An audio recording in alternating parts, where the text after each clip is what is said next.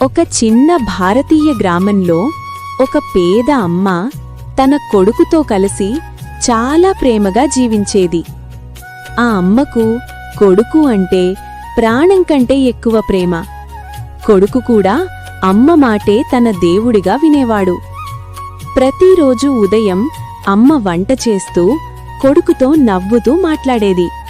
ఆ చిన్న ఇల్లు ప్రేమతో నిండిపోయి ఉండేది. కాని ఒకరోజు ఆ గ్రామంలో వింత వదంతి మొదలైంది.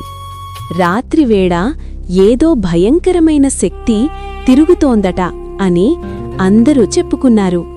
దాన్ని అందరూ రక్తపిశాచం అని పిలిచారు. ఆ మాటలు విని అమ్మ భయపడిపోయింది. ఒక రాత్రి అమ్మకు తీవ్రమైన జ్వరం వచ్చింది. ఆమె శరీరం బలహీనంగా మారిపోయింది. కొడుకు అమ్మ దగ్గర కూర్చుని కన్నీళ్లతో చూశాడు.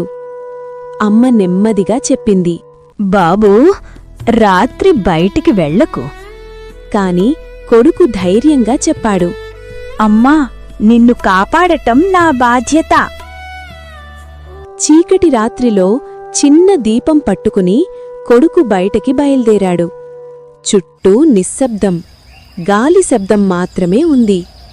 అడవిలో నడుస్తుండగా అతనికి భయం వేసింది. అంతలోనే ఎర్రగా మెరుస్తున్న కళ్ళు చీకట్లో కనిపించాయి. అది రక్తపిశాచం. కొడుకు కాస్త భయపడినా వెనక్కి తగ్గలేదు.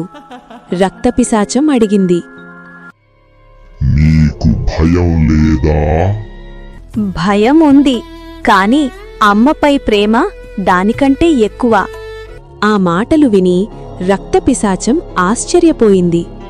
కొంతసేపు నిశ్శబ్దంగా ఉండి అది చెప్పింది, నేను చెడ్డవాడిని కాదు. నిజమైన ప్రేమ ఉన్నవాళ్లను నేనెప్పుడూ హాని చెయ్యను. అది అడవిలోని ఔషధ మొక్కల దారి చూపించింది. కొడుకు కృతజ్ఞతతో నమస్కరించాడు. త్వరగా ఔషధం తీసుకుని ఇంటికి పరిగెత్తాడు. ఉదయం సూర్యుడు ఉదయించాడు.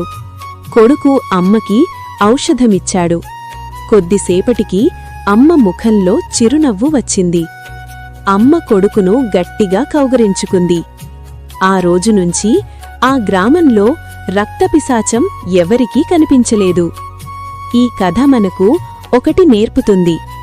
అమ్మపై ప్రేమ, ధైర్యం ఉంటే భయం కూడా వెనక్కి తగ్గుతుంది.